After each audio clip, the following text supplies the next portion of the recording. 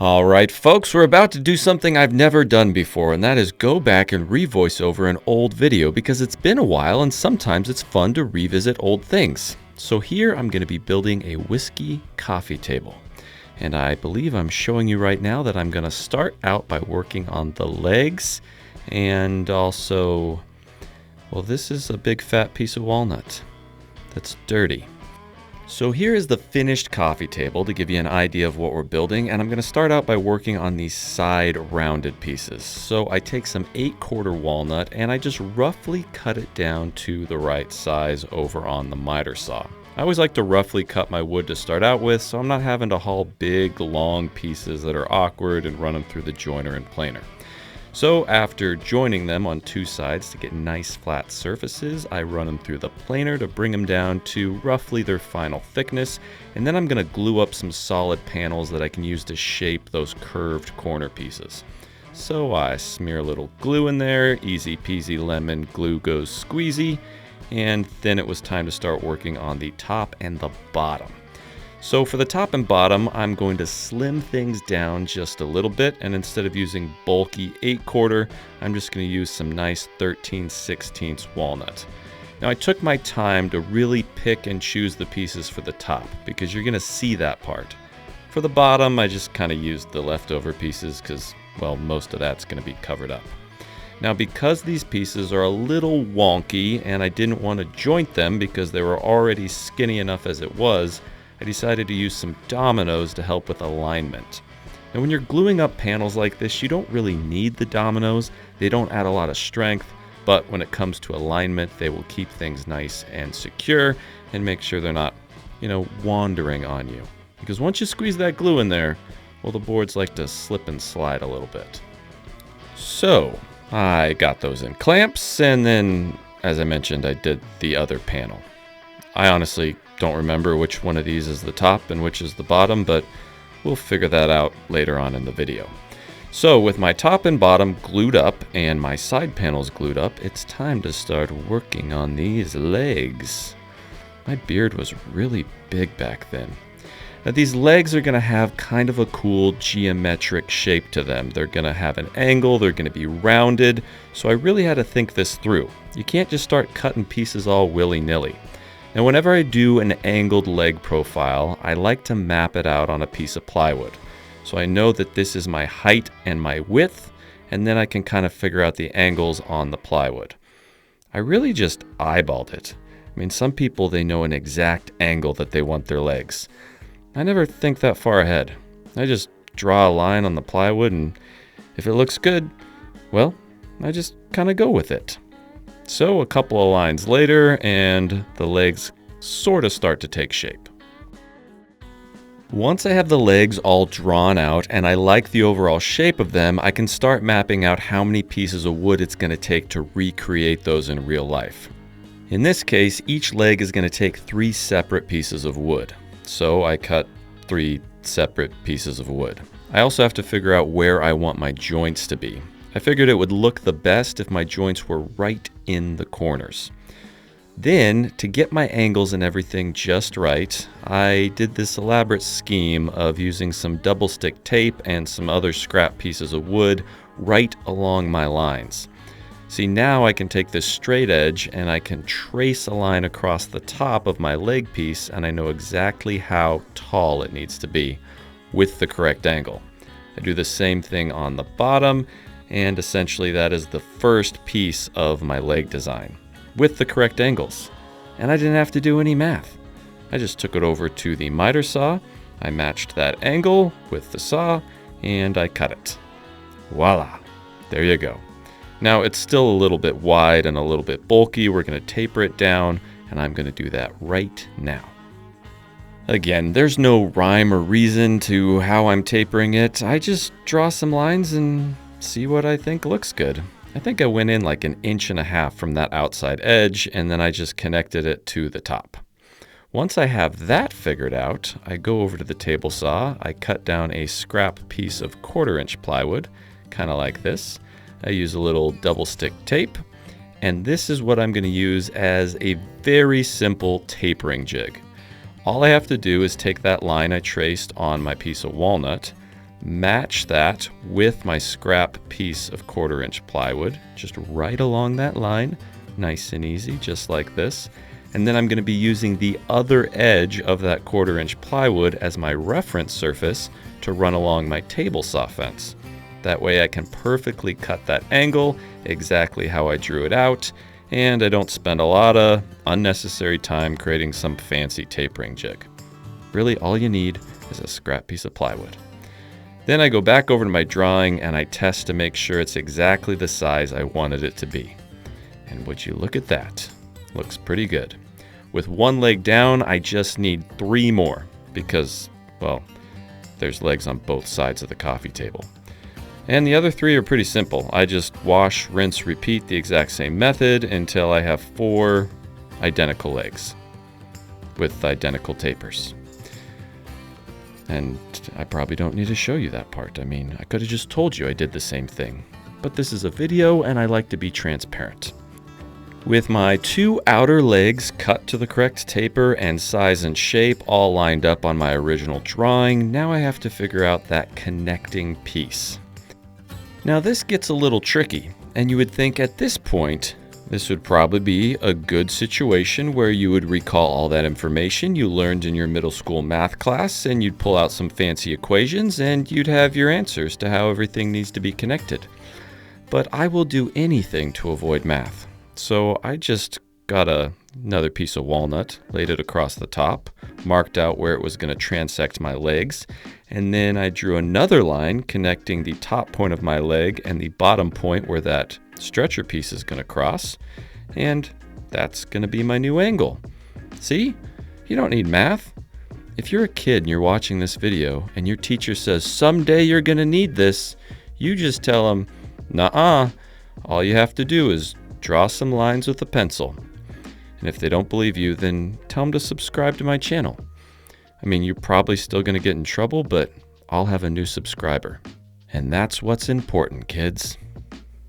Once I had that angle figured out, I cut that angle on my legs. Now I have to match that angle on my stretcher piece. So I just took a ruler, put it across the angle on my leg, and then transcribed it onto my stretcher piece. See? Again, no math. Then I cut that angle on my stretcher piece. And if all goes according to plan and all my little pencil lines were correct, this should drop perfectly in between those 2 legs. Which I'm happy to say it does. Would have been pretty embarrassing if it didn't. Then I didn't show you, but I mortised out some holes for some dominoes in that joint to give it a lot of strength. Now, clamping up angles can be tricky, so I like to just use some simple plywood cauls. I glue these directly onto my hardwood pieces with some CA glue, and they just pop right off, and I can sand away the plywood veneer when I'm done. Why is there a random puppy in my shop? Well, if you really want to know the answer, I guess you're going to have to go back and watch the original video. Call it a little Easter egg. Anyways, I smeared some glue in between those joints, I stuck them together, and then the key here is minimal clamping pressure. You don't need to over crank those clamps down because all you're going to do is pop those cauls off, and you really don't need that much pressure. As long as you have nice clean cuts, everything should go together just fine. So I glued up one set of legs, then I glued up the other set of legs.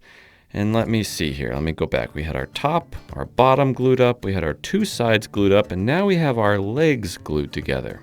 So the next step, well, is to make our legs a little prettier. You could hand sand the veneer from those plywood cauls off. I just ran them through the drum sander. And then it was time to hook both sets of legs together. So I went back over to the table saw and cut down some more walnut. Because I'm kind of all over the place with my different thicknesses of walnut on this project, I used 8/4 on the sides, I used 13/16 on the top and bottom. I decided I might as well use 5/4 for these stretcher pieces. Step 1, I cut a matching angle on the bottom of each stretcher piece to the angle of my legs, so that when I hook it onto the legs, well, it all looks correct to your eyeball. Then I added some mortises where I needed to connect those stretcher pieces onto my legs and the stretcher pieces as well. Then I hooked the stretchers into the legs, and looky there, you're starting to see the base of the coffee table come together. looks pretty good. A little boxy, but good. But nothing fixes a boxy leg like a nice, easy roundover bit. So I grabbed a Bits and Bits 3/4 inch roundover and I went to town. I don't know why, but I love rounding things over. Maybe it's the sawdust that flies through the air. Maybe it's the God-given power that you have in your hands to transform wood instantaneously. I'm not sure what it is, but I like it. Now, the bulk of the coffee table essentially is going to be sitting on top of this whole leg base structure, and I needed a way to hook the coffee table to the leg base. I thought about different fancy ways to do it, and in the end, I just decided to add a couple pocket holes on the insides of the stretchers. You're not going to see them, and it'll be a very simple way to attach everything together. So with all my pieces rounded over, the correct angle, the correct shape, those pocket holes drilled out, it was finally time to glue my base together. So a little glue, a few clamps, and boom, a nice mid-century modern inspired coffee table base.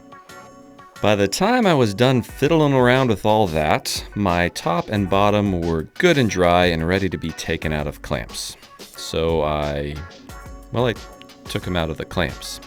Then I sanded both of them down thoroughly. Craig must have been busy because I ended up having to sand those myself. I trimmed them down to the correct size using the track saw. Little zip-zap-zoop action there. And then I took the measurements to figure out exactly the size that they needed to be to fit right in between my legs. And when I say in between my legs, I want to clarify. I meant the legs I built for the coffee table. I am not cutting down these slabs of walnut to put, well, you understand what I was trying to say, right? Let's just move on. Now the top and bottom are essentially going to be identical in size. So I cut down the first piece, made sure that it fit the way that it was supposed to. I cut down the second piece, made sure that it also fit the way that it was supposed to. Just a tiny little bit of wiggle room between those legs. I didn't want it tight because I want to account for seasonal expansion and contraction, but I didn't want it loose because I didn't want people to say, hey, that looks loose. So once they were the correct size, I needed to start working on those rounded end caps. These are the parts that are going to connect the top and bottom together. These are the pieces that I glued up at the beginning of the video out of that 8/4 solid walnut. So I pulled them out of clamps and I trimmed them down roughly to the correct size to match the width of that top and bottom piece. Then I cut the ends down with the track saw so that I had a nice square piece of walnut to work with. And I cut the other end back over on the table saw. Because I was just in a cutting mood and I thought track saw, table saw, track saw, table saw, that seems like a nice combination. Sanded everything nice and smooth, and then I clamped on this little scrap piece of walnut here. Now this is going to help me get a rounded profile on the edges of this piece. This gets a little tricky, so just pay attention. Step 1. Take a compass or something round to trace out the rounded profile that you want for your edge. Step 2. Go over to the table saw and tilt the blade at a slight angle to start removing material. Once you make one pass, you tilt the table saw a little bit more. Now, it's going to be identical on both sides, so it's best to do what you do to one side to the other side, then tilt the table saw. After a few passes, I'm starting to get that rounded shape. Just take off a little bit of material. Once I do as much as I can on the table saw, I basically do the same thing over on the joiner with that fence at a severe angle. Once I've exhausted all the power tool capabilities, I have to do the rest by hand. So I take a Lie-Nielsen block plane and I just start removing material right down to my pencil line. Once you get most of the material removed and you have that nice rounded profile, it's time to really finish things up with a bit of hand sanding. And when I say hand sanding, I mean this squishy pad on the orbital sander. You didn't think I was going to actually use my hand, did you? I mean, what is this, 1920? And just like that, our square blocky piece of walnut has this beautiful rounded profile on both sides. Now, this entire time, you thought this was just one piece of walnut. But I fooled you. I tricked you. I did a magic show in front of your eyes and you didn't even know it. It was actually two pieces all along. I figured instead of gluing up two separate pieces, I could just glue up one piece, do all my shaping, and then cut it in half. So just like that, two pieces become one. And these are going to be the outer sides of my coffee table. And they match pretty well. Next, I took those pieces over to my bottom slab and I set them loosely in place. Now I'm going to use these pieces sort of as a template to get a matching curve on the top and the bottom piece. And if you don't believe me, well, why would I lie to you? I mean, this is an instructional video. Why would I say something that's not true? I wouldn't do that to you. I am, however, not going to do that right now because this is an old video and I forgot in what order I did things. So what I'm actually going to do is before I shape the top and bottom, I'm going to hook everything together with some dominoes. So I clamp the top onto the bottom and I mark out where I need to add some dominoes. Then using the domino joiner, I drill out my mortises on those two side pieces. And I drill out some mortises on the top and the bottom. Now I take some dominoes just to do a little bit of a dry fit, hook everything together so it's not slip sliding around, and I hook the side pieces onto the bottom. That might be the top. I might have had the whole thing upside down at this point. I don't remember. And then I hook on the bottom. Now we've got this beautiful boxy rectangular thing. Now, I might have mentioned this at the beginning of the video, but the entire concept behind this coffee table is that it should be whiskey storage, or your alcohol of choice storage. So now that I have the sides and the top and the bottom done, I have to create all these storage compartments inside the actual coffee table. Now, I could have done all these out of solid walnut, but that would have taken me a lot of time to glue up all those panels and then they might move around, so I opted for walnut veneered plywood that I'm just going to face with solid walnut. Because it's all going to be inside the coffee table and you're not really going to be able to tell. So I cut my first piece of walnut veneered plywood to the correct size, I kind of held it in place, and then I glued on some solid walnut with these handy dandy bandy clamps, and well, now you're not even going to be able to tell that it's plywood. I sanded it smooth and it looks pretty good. We just got to figure out how we're going to actually attach this on the inside. I thought about it and, well, I've already used a zillion dominoes in this piece and that seemed like the logical thing to do. So I marked out where I needed some dominoes on the inside and very, very carefully I added some mortises. Once those were all drilled out, I did the same thing to my plywood divider, and then I plopped in some dominoes for a good old dry fit. Let's hope this works. Everyone is watching, Jason. The funny thing is this is an old video, so of course it works. I mean, why would I go back and show you something I messed up on? That'd just be silly. I am in control of the narrative of the story here. Then once I had that center divider, I needed to create some more dividers. I want one side to basically be bottle storage. Maybe have a drawer that pulls out, and then the other side be a place that you can hold your glassware and coasters. And then kind of mirror those two storage options depending on which side you're looking at from the other side, henceforth, to wit, and such, if that makes sense. So in order to create more dividers off of my middle divider, I decided to add some dados to that middle divider. The exact same width as a piece of plywood, so that I can just kind of slide the plywood in there and it looks like a professional did it and not some Instagram guy in his wood shop. Anyways, I slid one divider in there and the other divider in here. And if this is not making any sense to you at all, you're like, how the heck is that going to be whiskey storage? Just remember, we're at the beginning of the video right now. By the end of it, you're going to be like, oh, I see what he did there. And it'll all make sense. Then I put back on the top.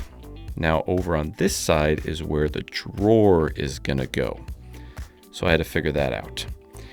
And on this side is where the glassware is gonna go, but obviously you don't want it to fall out and shatter on the floor, so I need to put some sort of rail here to keep the glasses from falling out. So I cut a piece that kind of wedged in there. And then I thought to myself, what would be a simple joinery method that nobody has ever thought of before that could hold this rod in place? I'll get to that in a second. First things first, my friend Rod was looking a little too square, so I rounded him over, made him look nice and sleek. Then I wedged it back in there, made sure there was enough room for all of my glassware. I'm thinking 6 glasses on each side. That should be enough that I don't have to do dishes for a while, hopefully. And that leaves just enough room in the center for some coasters. Found these coasters on Amazon. They're like marble with a little brass in there. I can put a link in the video description, but they're nothing fancy. The problem is the coasters are round and they wanted to roll all over the place. So I needed to figure out some sort of system to keep the coasters in their place so they didn't become the infamous roller coasters. If you see what I did there. So really, just because I was procrastinating building the rest of the coffee table, I decided to spend way too much time building a coaster holder for the center. So I glued up some blocks to do that. While those were drying, I decided to hook this rod in its correct position. So I marked out, and then I used the domino joiner. Look at that tiny little domino I'm going to stick right in the center of that rod. And I added the mortises to the plywood where it needs to land on. This whole thing involved me putting this coffee table together and then taking it apart about 60 times. You know, this is what you get when you don't really plan out furniture. You just kind of make it up as you go along. If I had an initial design that was thought through, I probably would only have to put this together once. But then the video would be like 2 minutes long and you guys wouldn't be able to laugh at me. This is much more enjoyable. Anyways, with those rods hooked in place, it was now time to, well, figure out the ends. You see, I really didn't like the way that the end grain just stopped right on the sides and went to that straight grain. I thought it looked silly and stupid. So I wanted to create a way that looked a little more intentional. And my solution was to create a gap. Now, most of the time in woodworking, a gap is a bad word. You don't want a gap in your furniture. It means a joint didn't come together correctly or you did something wrong. But other times, an intentional gap, or as I like to call it, a shadow line, can actually elevate the look of your piece and make 2 seams a lot more pleasing to the eye. If you're completely lost at this point, it's just another thing. You're gonna have to wait and see how it unfolds, and then you're gonna be like, oh, yeah, I get that. To create my gap, I took a rabbiting bit, I took my side pieces, I added some little blocks as a little stabilizer plus wasteboard, and I added a little shadow line to the top and bottom of those side thingamawhatsits. Now, you can see instead of going straight from that long grain into that end grain, it's broken up by a shadow line, an intentional gap. It's a design choice. I made it. Now, you would think I would continue on with the middle section of the coffee table because this video should flow and go in the correct order. But I don't like to do things in the correct order. So we decided to put finish on the base of the coffee table. Because, well, why not? While Craig was putting finish on the coffee table base, I decided to get back to my procrastination project, which was creating a coaster holder. My giant chunk of glued together walnut was dry. I took it out of clamps, and then I went over to my drill press with this DeWalt hole saw. Because nothing says fine woodworking like a hole saw you bought at the Home Depot. My coaster holder design was pretty simple. I just took the giant block of walnut, I drilled a hole in the center of it that was the same rough diameter as the coasters. Yes, it smoked like crazy because, well, this is a hole saw and that's a solid piece of walnut. The hole saw also wasn't deep enough to go all the way through, so I had to drill halfway through on one side and then halfway through on the other side, but eventually I got there. Now I've got a giant piece of walnut with a hole in the middle of it. Believe me, I have a plan. Then I took my glasses, put them back in their proper place, and measured how big my coaster holder needed to be. I cut that block of walnut right down the middle. See where I'm going with this? Then I took my 2 half circles, which are the perfect coaster holder, and I cut those down to size. And just like that, I have this block of walnut that holds coasters. I put a little back on it so that the coasters, can't fall out the front. Just glued it on there. And then you would think that I would show you guys me installing this next, but that would just make way too much sense. After that, I decided to glue up the center portion of the coffee table. So I got all my dominoes in the right places, which at this point was a lot of dominoes. I mean, they really start to stack up when you add dividers and rods and all sorts of things. Made sure I had plenty of glue, and I glued the top, the bottom, the sides, the internal dividers, everything together. And it looked something like this. Added some clamps, and then I sat around and waited. An appropriate amount of time later, I removed the clamps, and now it's time to round over these corners. I know I talked about it a long time ago, and I really got you excited to see that part, and then we moved on. But now we're actually going to do it. And believe it or not, there's a reason I waited to do it until now. If I did it before, I would have had to use a router template and try and match the curve of those side pieces. By waiting until they're all glued up, I can just use the side pieces as the router template, and then I know they're exactly perfect. See, I know a lot of the time it seems like I don't have a plan, and for the most part that's true, but with some things, I actually do have a plan. And this just happens to be one of those few times. So I rounded them over, as I mentioned. Then I cleaned it up a little bit with a sander. And I gotta say, that shadow line really helps break up that transition from top to bottom. Or from bottom to side. Whatever these pieces are. Anyways, I did the exact same thing on the opposite side. I don't remember which is which. I guess that is the bottom because Rod over there is in the wrong position. Then, before I did anything else, I needed to add some finish to the bottom of the piece because pretty soon we're going to install this on the legs and, well, it's going to be really hard to finish the bottom once it's already hooked to the leg assembly. So I went ahead and did that while I had the chance. I forget how many years ago this was, but doesn't Craig look like 20 years younger at this point? It's weird that he's aged so much since he started working for me. I wonder if there's some correlation there. Nah. Okay, now go back in time and pretend like I had just built this coaster holder, because now we're actually going to install it. And by install, I mean smear a little wood glue, add a little CA glue for instant bonding, and slap it in place. I did measure out with that square there where it needed to go, and I just set it right in there. Just like that. Installed. Then, because I put finish on the bottom already, and we had a full cup of Rubio all mixed up, I decided just to start smearing finish everywhere else. Now, I'm not putting finish around the sides of this internal part, because I'm going to do a drawer there, and I need to glue on some wood drawer runners. That'll come into play here in a little bit. But I pretty much put finish everywhere else. And the finish we're using is just Rubio Monocoat Pure. I think we might have put some maintenance oil over the top after it dried. Don't really remember, but I do remember we used Pure. Then I set in my glasses, kind of like that. Put in my coasters. And now it's time to figure this drawer out for the bottle storage. But first... Oh, hi.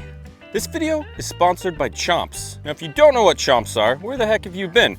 I'm constantly on the go. I'm running out to get materials, I'm driving the kids around, I'm traveling, and it's not always easy to find something good to eat. That's why I love these Chomps beef sticks.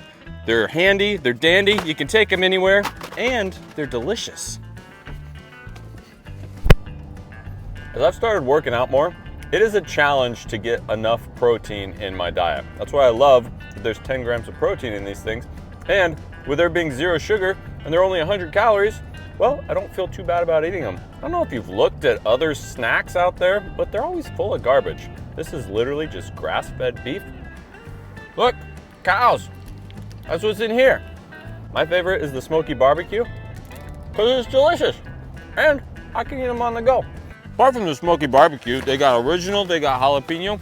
Get on their website, they got all different flavors. Why am I standing in a field? Because like I said, you can eat these anywhere. My son loves them, my wife loves them. I get mine at chomps.com. If you want to check them out, just go to chomps.com/bourbonmoth. Here's the cool part. If you use the coupon code bourbonmoth at checkout, you're gonna get 15% off plus free shipping. Now, if that's not a good deal, I don't know what is. Okay, let's figure out this drawer situation. Now, when I'm building cabinets, I do simple drawer boxes, usually made out of Baltic birch, and I use undermount drawer slides by Bloom.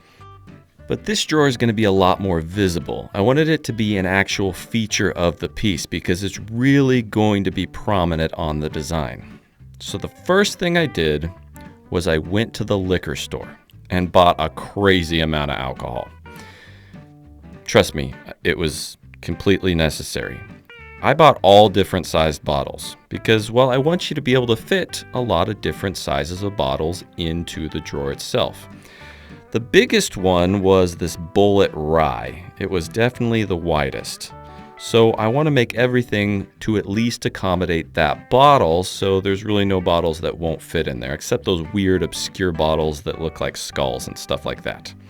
So with my measurements somewhat figured out, I started rough cutting all of my walnuts. Now I want the drawer to be exactly the same depth as my little cubby. So I figured out how deep that needed to be. I set a stop block up on my miter saw fence, and I started cutting all my pieces down. Once I had the 2 sides of my drawers cut, I took them over and I stuck them in my box. Now I don't want those to be flush against the outer edges because I'm going to do some wood drawer slides and I need room for that. So I grabbed a 1/4 inch setup block and I stuck one on each side to bring those pieces in 1/4 inch. Then I measured the distance from the inside to inside of both of those pieces, and I went over to my miter saw, well, to cut pieces to that size. And remember, there's drawers on both sides of the coffee table, so everything I do, I have to do twice because I need 2 drawers, not just one. Even though I'm really only going to show you me building 1 drawer because why in the heck would I show you the same thing twice? That would just be a lot of duplicates. So just remember, there's 2 drawers. See? 1 and 2. Up until this point, everything has been made out of walnut. And I thought that might be a little boring. So for the lower panel of the drawer, I decided to use this rift sawn white oak just as a little bit of contrast and make the bottles that you're displaying stand out a little bit more. So I added a dadoed groove to the bottom of all of my drawer pieces so that we can house that panel. Here's a little trick when you're adding grooves for a drawer panel. Always do it on a scrap piece as well. That way you can use that scrap piece if you're doing multiple passes with a regular table saw blade to fit your panel. And you're not trying to fit it on your actual piece because, well, if you screw up, then you screwed up your actual piece. You want a nice snug fit so that panel doesn't rattle around. But you don't want it to be so snug that you can't get it in there. So just keep playing with it until you get the perfect fit. Once I had that nice groove added to all of my pieces, the next thing I needed to do was cut down my panel to the correct size. So I cut down my panel to the correct size and just double check that it still fit, which it should because I checked like 6 times before I cut all these pieces. I guess I really wanted to check that the panel was the right size to fit inside all of those pieces. That looks pretty nice though, doesn't it? Little oak walnut contrast. Ooh, ah. Now you could just leave the drawer like this and just stick the bottles in here. But let's say you're housing this coffee table on a train and it's bumping around a lot. Well, the bottles are going to rock back and forth, and if they crash into each other, they might break and you're going to spill your whiskey or spirits all over. And we don't want you to waste your delicious bourbon. So we need to create a way to divide out all of these little compartments. So I did a little math on my handulator.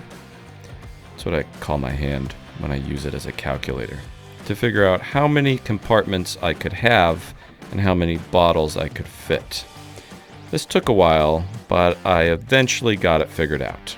I cut this little scrap piece of ply. It is 4 5/32 wide, and I'm going to use that as a template to mark out where all my divider pieces need to go. Now the dividers themselves are going to be a 1/2 inch. So I use a 1/2 inch setup block in between each one, and if I kind of work my way across this piece, by the time I get to the end, it should be perfectly the same width as that template piece. If I did my handulator math correctly. Oh, thank goodness. It's right. 2 thumbs up for the handulator. Then, with my math all figured out, I went over to my dado saw and I put a 1/2 inch dado stack in there. Now this has to be exactly 1/2 inch because I based all my math off of that 1/2 inch setup block. So first I do a little test cut. I make sure the setup block just perfectly fits in there, which it does, nice and snug. Now that I know everything's copacetic, I grab my Rockler crosscut sled. I don't know why I said Rockler. I'm not sponsored by them or anything. It just says it right there on the sled, and I read it as I said it. I mean, sure, Rockler's great.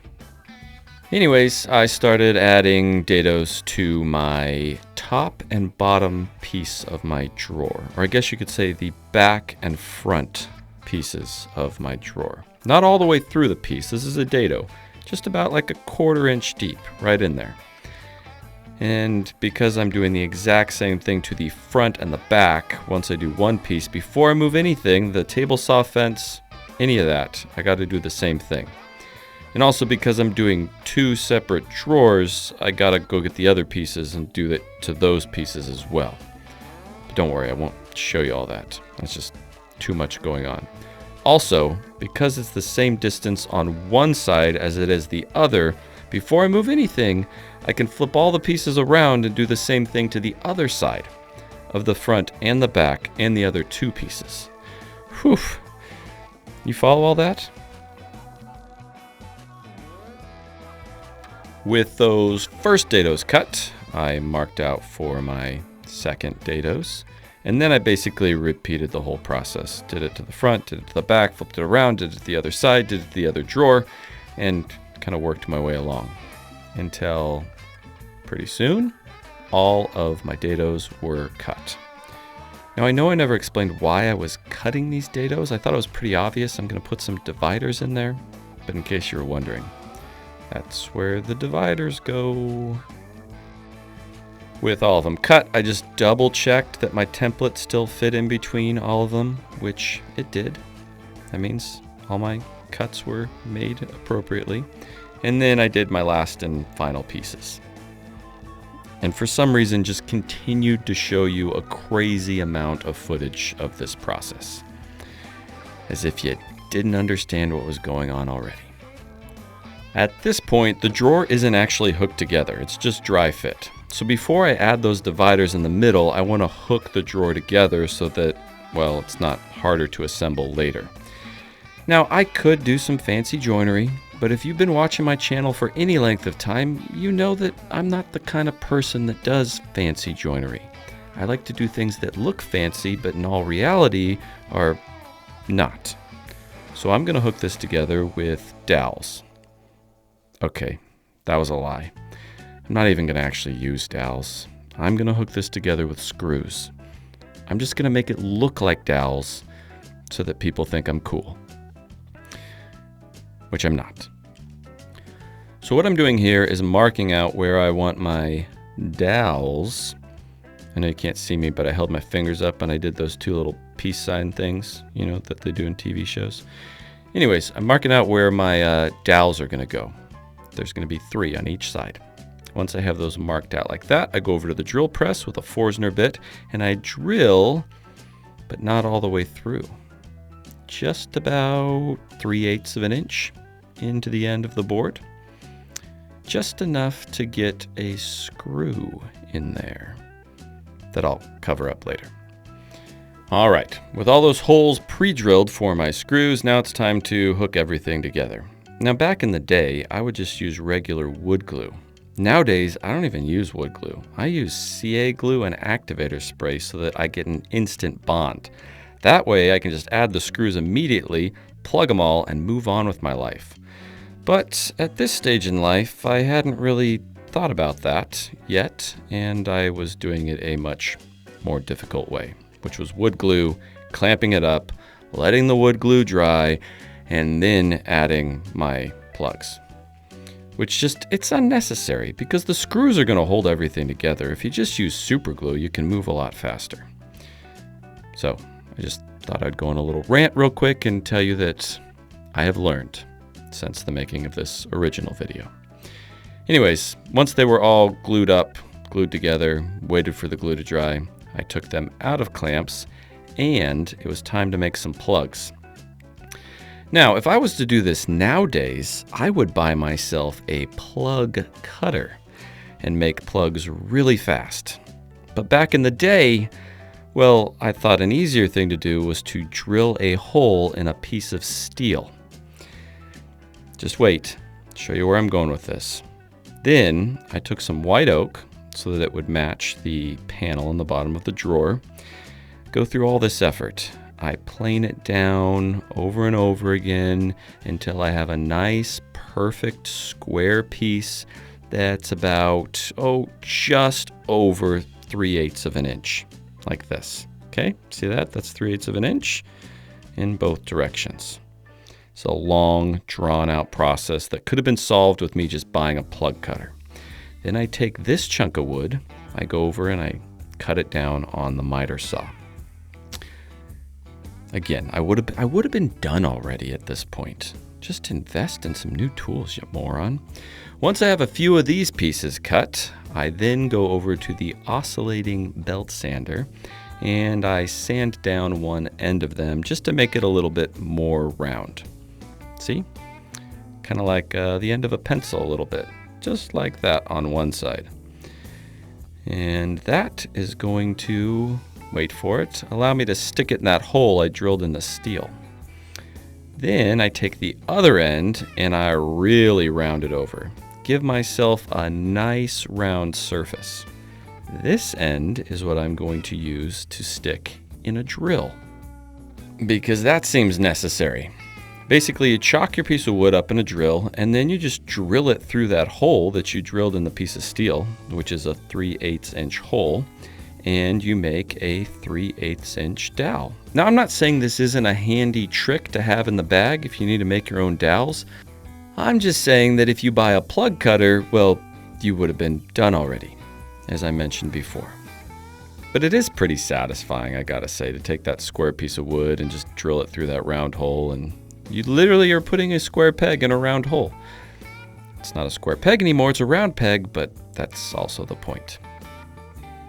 Then I went over to the miter saw and I cut them into little pieces. Why? You don't need to do this. You could have left it long and just plugged each individual hole and cut it down as you went. But I felt the need at this stage in life to cut a bunch of individual pieces. Kind of stupid. Then finally we get to plugging the holes. So I go take my drawer out of clamps. I have some homemade dowels now. And I'm going to, oh my gosh, you guys, I didn't add screws. I actually used dowels for this. It all makes sense now. All that reaming on me for just using plugs? Oh, maybe I should watch these videos ahead of time before I voice them over. I just assumed I was too lazy to ever actually use dowels to hook drawers together. Okay, well, those pre-drilled holes were actually just reference. Then I took a Forstner bit and I drilled all the way through the depth of those pieces I cut to use as dowel pins. Wow, I'm fancier than I thought. Look at me, actually doing the real deal. Once I had the holes all drilled out, I smeared glue on my precisely handmade necessary dowels, and I inserted them into the holes. After also putting some glue in the hole. That's probably unnecessary. You could probably just put glue on the dowel because it's all going to get smeared in there anyways. Tap, tap, tap-a-roo. And look at this woodworker go. I mean, people say that he doesn't have any craftsmanship. Well, I beg to differ. What this is actually showing me is that my abilities have digressed over time, not progressed. I might be going in the wrong direction, guys. Anyways, pretty soon I had all those dowel pins inserted. I wiped off the excess glue, and then I'm assuming what I did next was I flush trimmed them with a Japanese pull saw, just like that. White oak dowels in a walnut drawer. Looks pretty fancy. Wow. I'm not gonna lie, that was a roller coaster of emotions. Once everything was flush trimmed, I pulled out the sander and I sanded them all smooth. And I have to say, they look pretty good. Do they look any different than if I would have just plugged some screw holes? Absolutely not. But I'll know they're the real thing, and you'll know they're the real thing. Unless you stopped watching before this point in the video, and then you're just going to assume I used screws. Now that the drawers are completely hooked together, though, we can add all those divider pieces. So I cut down some pieces of walnut that I'd already milled down to exactly 1/2 inch. I cut them to the right height to sit just inside those drawers, and then I went over to the miter saw and I cut them all to the right length. Now, I'm not even using glue for these. I'm just gonna tap them in there, friction fit. They should stay put, and that way if I ever wanted to pull them out so that I could hold a bigger bottle, well, I guess I would have that option. But I can tell you, because, well, this coffee table has now been sitting in my office for a few years, I've never removed those dividers. In fact, there's not even any whiskey sitting in that coffee table right now. Sadly, all those drawers are empty. Just a memory of bottles from long ago. But on camera, it looks pretty cool, right? I mean, each drawer holds 5 bottles. That's 10 bottles in total in a coffee table. Now I gotta start working on those drawer slides made of wood. So first thing I need to do is I have to create a way for the runners to slide through the sides of the drawers. So I changed out the dado stack for a little bit thicker one. I think it was around 3/4 of an inch, and then I added a 3/4 inch dado right down the center of each side of my drawer. Kind of like that. Okay, maybe I started with the 3/4 inch dado, and then I did it again, so it was 1.5 inch dado. Yeah, that sounds about right. Makes more sense. Right down the center of each side of my drawer. Boom. And you'll notice that that dowel pin is right in the middle, which also looks pretty cool. Which, thinking about it now, is probably another reason I didn't use screws. And I really thought this thing through. Proud of myself. Anyways, I added that dado to all the sides of both of my drawers. Next, I had to create a runner that would fit inside that dado and create the actual drawer slide. So I grabbed a ruler and I measured the width right around 1 inch, just under. I know I said 1.5 inches earlier, but I'm just kind of doing this on the fly. You got to cut me a little slack. Kind of like I'm cutting these drawer runners to width over on the table saw.